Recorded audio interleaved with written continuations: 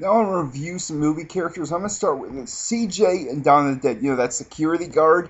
This requires a good review because this guy was one of the best characters in that movie, and he really made the movie better. And for one thing, like, he was not the most likable person in the beginning of the movie. He's like, this is our place and you can't stay here. But when he was pointing the guns at them in that zombie outbreak, they were in the right place. And, you know, when they stood up to him, he realized they had a backbone, they might be able to survive. You know, compared to people who would have brought the wrong ones in. And he realized that these people were useful, and when he let them in, and, you know, he was kind of in the power trip in the beginning.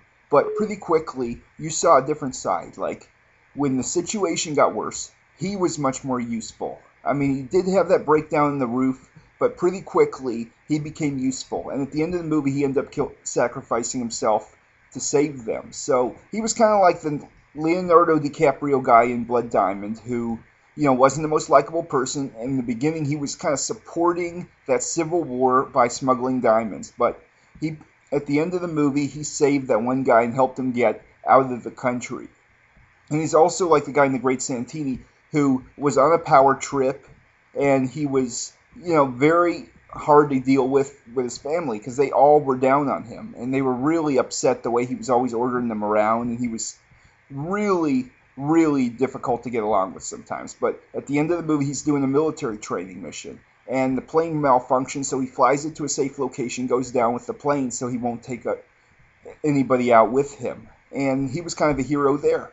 And it's also like the guy in Gran Torino, who seemed like the most bitter and unlikable person in the beginning, but he had a military mentality, and when they had a crisis with that scuzzy gang, he took care of them, and he made sure that they were not going to be coming back to that neighborhood. And he sacrificed himself too. So, you know, it's kind of a heavy situation because the CJ guy really made the movie good because it was very ironic. And he was a military kind of person. Now, take the flip side, you have some atheist who plays the organ at a church. They have a funeral and he refuses to say anything.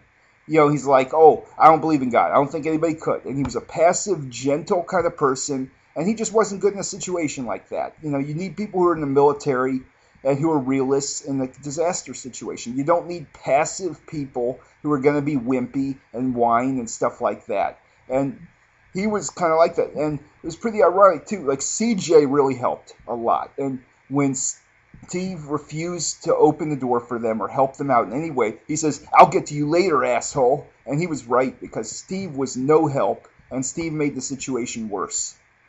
And basically, you know, CJ became much better as the movie went on. And, you know, he kept things going. So I'm going to have to say I think he's one of the best characters in the movie. And that's what made the movie so good, because they didn't have a clear character that you could predict in the future of the movie. It was keeping you off your feet, and people like CJ were very useful in a situation like that.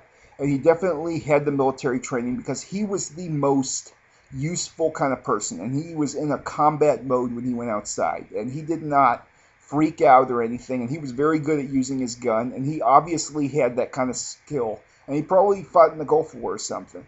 And, you know, the cop probably fought in Vietnam or maybe the Gulf War too. And, you know, the Andy guy in the gun shop definitely had military training. So they were all very useful characters in the movie.